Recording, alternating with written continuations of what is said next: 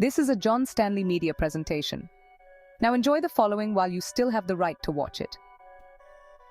I don't think people understand how crucial free speech is. We all like to think we live in a world where we can speak our minds. It's a fundamental right, a cornerstone of any democracy worth its salt. But lately, it feels like that right is being chipped away at, eroded by fear and uncertainty. Nowhere is this more apparent than in the UK, where recent events have sparked a global debate about the limits of free speech in the digital age. The UK, a country that set forth some of the first rights of commoners in the Magna Carta, is grappling with the complexities of regulating online content. On one hand, they don't want to be seen as stifling dissent or censoring legitimate criticism. On the other hand, they're trying to combat the very real harms of online hate speech, misinformation, and incitement to violence. It's a tightrope walk, and frankly, they're making everyone a bit nervous. The BBC recently reported a story that, on the surface, might seem like something out of a dystopian novel. A man in the UK was arrested for a social media post. That's right, arrested. For something he wrote online. Now, before you grab your pitchforks and torches, let's dig a little deeper, shall we? The details of the case are still emerging, but it seems the man's post was deemed to be inciting violence or hatred. Now, I'm not defending his words, but this incident raises some serious questions. What constitutes harmful content online? Who gets to decide? And most importantly, where do we draw the line between legitimate free speech and speech that could have dangerous consequences? Okay, so this happened in the UK. Big deal, right? Well, here's the thing. What happens across the pond rarely stays across the pond. The internet has a funny way of blurring those geographical lines. And with the current political climate in the US, it's not hard to imagine a similar scenario playing out on American soil. The First Amendment to the US Constitution protects freedom of speech, but it's not an absolute right. There are limits, particularly when it comes to speech that incites violence or poses a clear and present danger. But as we've seen time and time again, defining those limits is a messy business. And with social media companies under increasing pressure to police content, it's a debate that's only going to get more heated. Here's the million-dollar question. How do we strike a balance between protecting free speech and preventing the spread of harmful content online? It's a question that has vexed lawmakers, tech companies, and ordinary citizens alike. There's no easy answer, no magic formula. Some argue that any attempt to regulate online content is a slippery slope to censorship. Others believe that social media companies have a responsibility to crack down on hate speech, misinformation, and other forms of harmful content.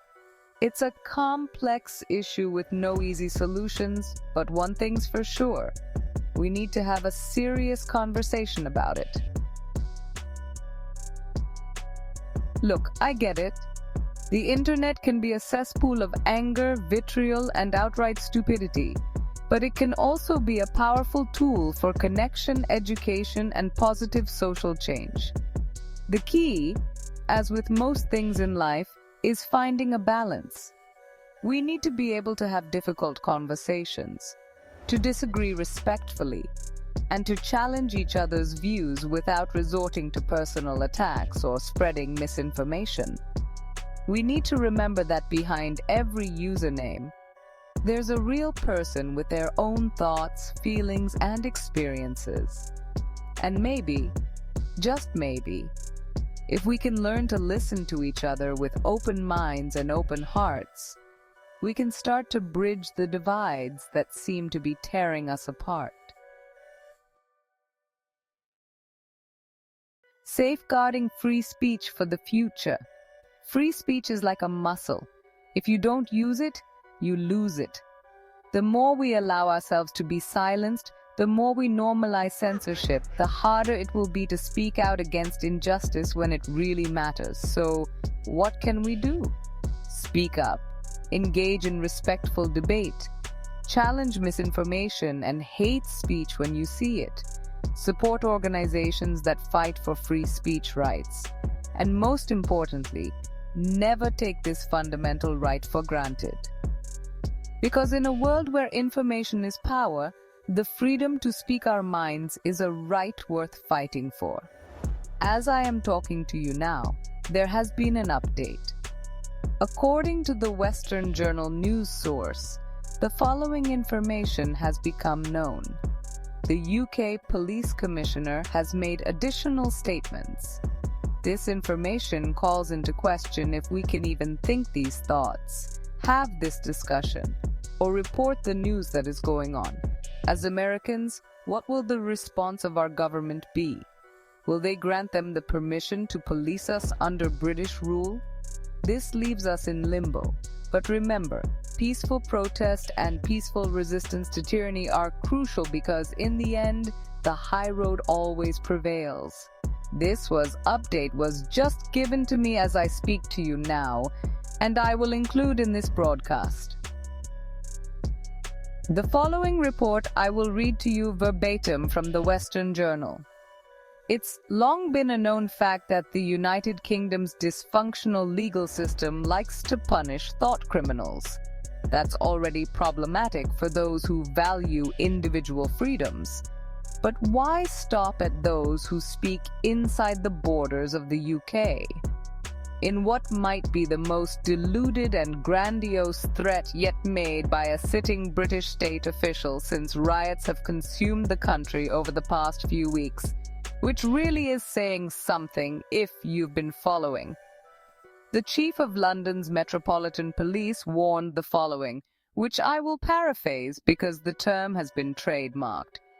It goes on to state that if you have something to say on what's happening in the UK and post them on social media, be well warned, even if you're abroad.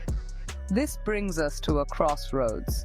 The internet has made the world a smaller place, where ideas and opinions can cross borders in the blink of an eye.